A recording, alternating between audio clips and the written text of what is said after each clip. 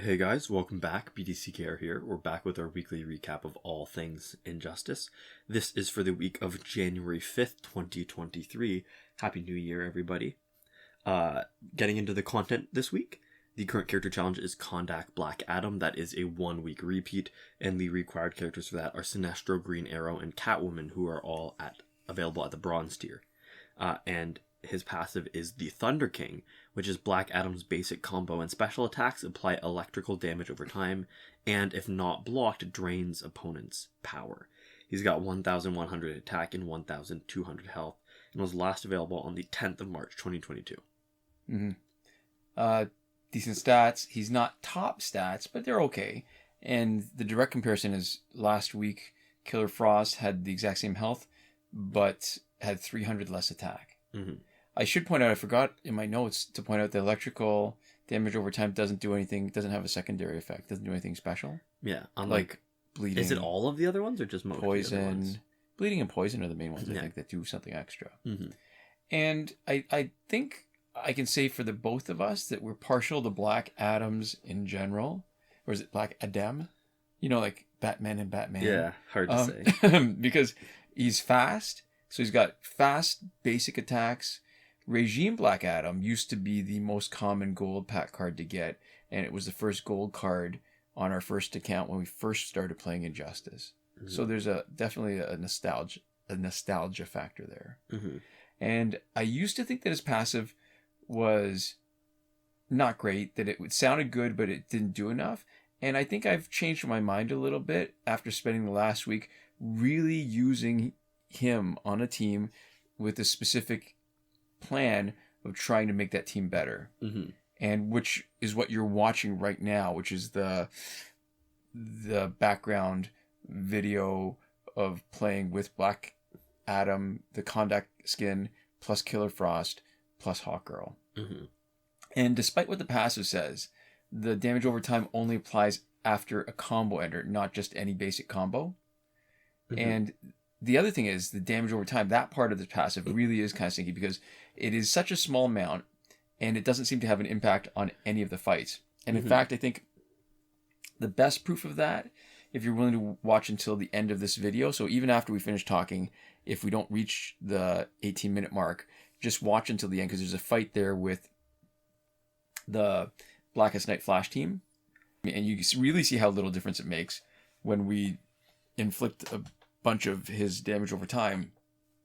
It doesn't make it any more difficult to fight them, because usually when you're fighting Blackest Night Flash, it's that you're just giving them too much power and health when you're doing damage over time.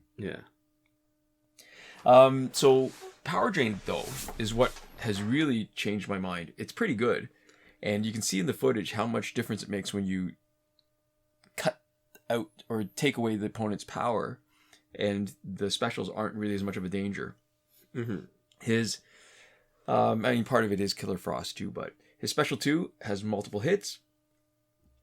But the biggest damage is in the last hit. So in theory, he can knock out multiple opponents with his special 2, unlike some of the newer high stat challenge characters that can only knock out an opponent with the last hit of a special. Right? Because in that case, it's a bit of a waste of having all that extra damage on the special 2. But for practical purposes, I think at most you're really only going to knock out one person because there isn't enough space between the hits. And by spacing, I mean any pauses. And a good example of a character with pauses is on this team, Killer Frost, where her special 1, the first hit, boom, if it knocks the opponent, there's a pause. And so that when the next opponent tags in, the second hit can make contact. In Black Adam's special 2, I think I'm just not really, playing it back, but just sort of half paying attention. It feels like there's 3 hits on a special 2, and the ratio of damage proportionally seems like it's 15%, 35%, and then 50% of the damage in that order. And the time between knocking out one opponent and the next one tagging in means the hit in any kind of multi-hit special, typically after that knockout, that hit will hit empty air, and sometimes even more than one if those hits are fast enough. Like I think that's Black Adam Special 1, the multiple hits on Special 1, really super fast. So unless it's a character with a unique Special 2 that has a pause in the middle of Special, you're going to see that for a lot of them. But I think let me give you another counterexample. I think New 52 Wonder Woman can do that. Like, she can hit lots of people. Animated Batman Beyond, another good example of that. So if the first hit, which is only 15% of the damage, of the total damage, knocks out the opponent, the 35% second hit will whiff, and the 50% hit might, or 50% last hit might make contact. Yeah. So that's two problems, right? With the 15% is so little damage that you're going to run into a little bit of difficulty. So what else do we have to say about it? Oh, so even though the listed max damage for a special 2 is more than double that of a special 1, in practice it feels like his special 1 does more damage. I don't know whether that's what the reason is. I've got a few sort of guesses. Maybe it's just because there's so many special 1 hits that you're more likely to get the same proportion with critical hits, whereas a special 2 sometimes you're just going to have some non-crit hits. Yeah. And the example that you're seeing, Quake Engine is there. Originally, that was an attempt to increase the amount of damage over time you get from his specials, trying to sort of lean into his passive.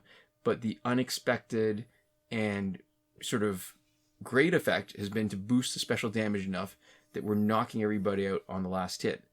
Problem with that, though, is that it doesn't trigger the damage over time if you knock them out. Yeah. So that's not awful, but was not what our original plan was. We added it to take advantage of a passive, and adding it made it sort of eliminate the effectiveness of that instead, but made him overall more effective. Yeah.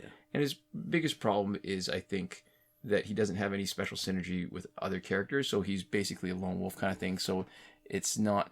maybe that's not a problem. Maybe it just gives us more flexibility in the kind of teams that you can create with him. Yeah, but he doesn't have the same sort of heights where you can have like a really great team where they all fit together perfectly. Right. Yeah. So this is the 137th week of a repeating pattern that started in May of 2020. That's 3 complete runs of a 43-week cycle, and we're 8 weeks into a 4th cycle. We should see next week being Suicide Squad Deadshot, and that 43-week cycle does not include 23 challenge characters that used to be available at one point and are no longer there. This week's multiplayer reward is Blackest Night Superman, and his passive is Necron's Champion for the Dead Will Rise. And so that is Superman's special attacks do necrotic damage to the opponent, that causing wounds that can't heal, and Blackest Night characters are immune to unblockables and gain health for every KO'd opponent. Right. He's got 1,375 attack and 1,425 health. Right. He was last available on the 2nd of June 2022, and for this sort of cycle, we're 105 weeks in a row of that pattern. So that's 3 complete cycles of a 31 reward sequence, and then 12 weeks into our sort of 4th cycle. And unlike the challenge cycle, nothing is missing from multiplayer rewards. Right. Next week, we should be seeing the Cloak of Destiny gear. Right. Love the cloak. Yeah. So he's got good high stats, 1375 and 1425. That's super high. And I don't know why I just realized this now. I'm looking at it. It's because he jammed it into one sentence that he's actually got 3 abilities and not 2. So necrotic damage, immune to unblockables, and gain health for every knocked out opponent. Yeah. So the first part of his passive is one of those that sounds better than it actually is in practice. The amount of necrotic damage is not game changing. It just takes too long to build up enough necrotic damage if you're facing someone who heals, and if you're facing someone who doesn't heal, doesn't do anything. The problem is that most people don't rely on heals.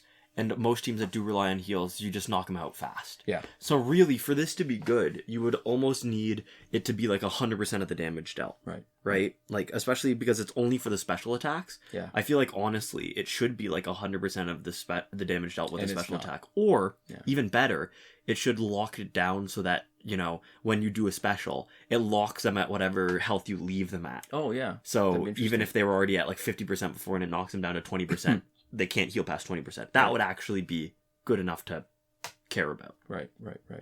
Second part, immunity to unblockables, is really good. So he's an excellent counter to Ares' Godsmack, which is basically the god of unblockables.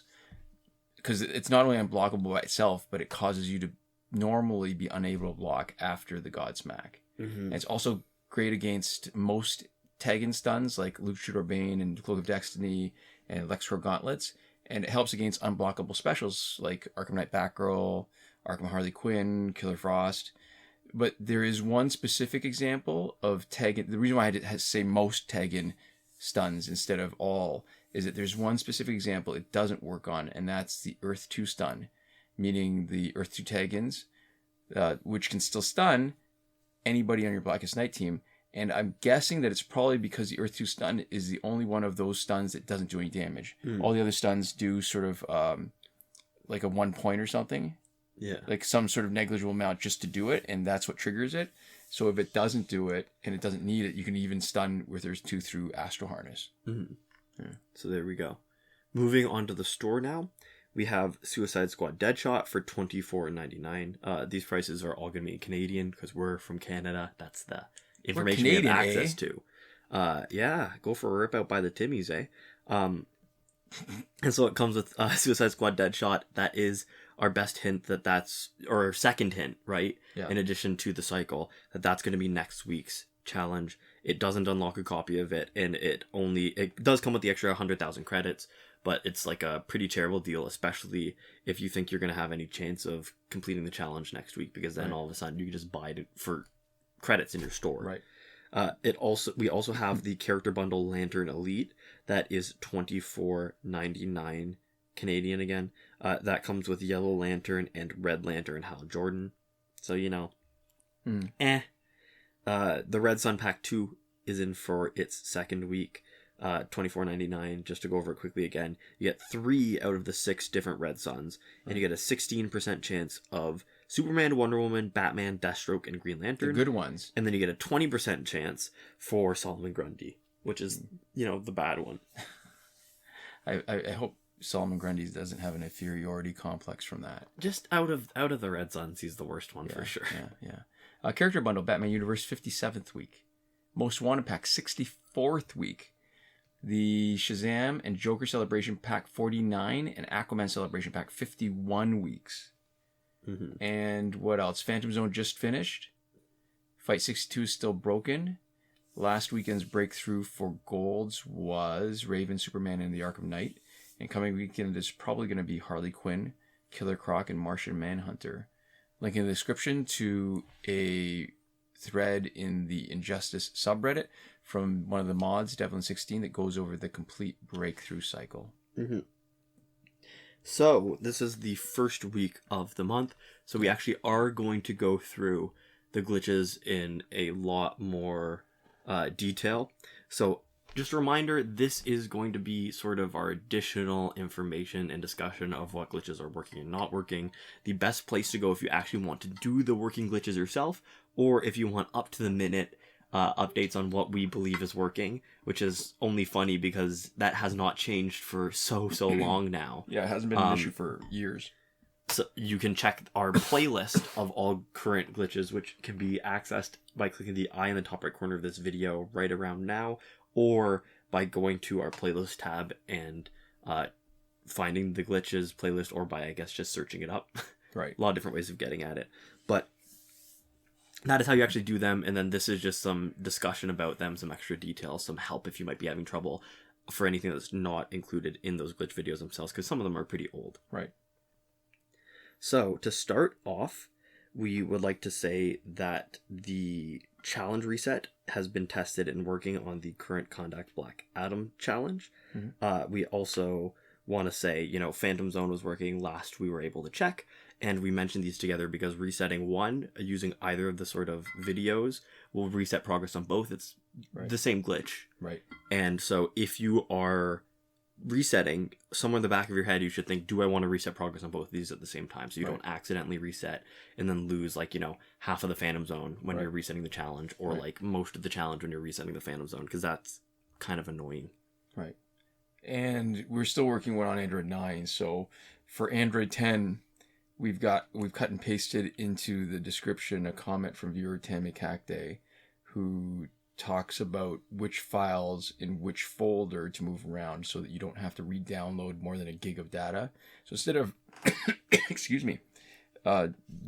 deleting it and re-downloading it, you just move it out and move it back, and you save a little bit. Mm-hmm. So the breakthrough glitch to let you play it repeatedly is still working. The airplane mode / refund glitch is also still working. That's good for packs with random drops, also known as loot boxes and last laugh tickets. Does not work in Phantom Zone because that requires an online connection. Yeah, time shifting still works in Android for unlimited survivor play and energy recharges big reminder, because it feels like a lot of people are coming and asking about this now and running into trouble. You gotta set your clock back to normal before you finish. It is probably the source of the most common complaint now that challenges and events like the Phantom Zone are not showing up on time because people aren't doing it properly or carefully like we describe in the video. Mm-hmm. And we did it out of order, or a different order than we usually do. That's the working stuff. The not working glitches, there isn't a working glitch for credits that we're willing to endorse. There was one, haven't tested it recently even to know if it's still working after that last glitch fix update. And the main reason is because it requires 2 devices simultaneously logged into one account. That's a huge no-no because of the risk of having your account suspended. Yeah. Glitch for getting repeated past multiplayer season rewards is not working. Glitch for getting multiplayer season rewards is not working, at least not in a way that's exploitable, although we are hearing about people who sometimes do it accidentally at a point where they don't get the advertised, the really premium multiplayer rewards. Mm-hmm. There was no glitch to get through Phantom Zone quickly. Phantom Zone is over, so I guess most people don't care about that. And the glitch that used to let you get the free energy recharge without having to watch the video, also not working. Gotta watch the video, or you use time shift. But remember, bring your clock and calendar back to normal before you reconnect to the internet. Mm-hmm. And in between the not working and working glitches, we have the promotion glitch where you can promote characters that are still locked. It hasn't had the right conditions since update 2.14, which feels like forever ago now. Yeah. So it's not testable, it's not usable, but it's never failed us. And so we used to say, when this first got put into limbo, that it was good to know and remember how the glitch worked, or at least remember that it was a possibility. So when the conditions were there, you'd be able to sort of do it quick, because it was often pretty small window, and it was definitely worth doing while you could.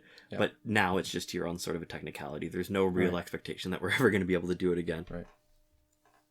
And to finish up, I think that's all of our content. We'd like to give a huge thank you, though, to all the folks who support us on Patreon. And that would be BomboBen, Console Peasant, Edwoon at the top tier last word, Sinemac and Mohammed Albshaiti at the Your Message Here tier, Drew Chapman, Shawn Farrell, Daniel Simonson, Aaron Maule, Michael DeVries, Brandon C., Irvin Ruiz, Eddydoo, and Hoshi 127 at the credited level, and Chris Wolff, Scarlet, Dani, Awesomegamer 2for1, Pavu RS, Gavin, Mallott, and Isfar E at the gratitude level. Thank you so much for your support, and thanks so much to all of you for watching. We'll see you next time. Komoda.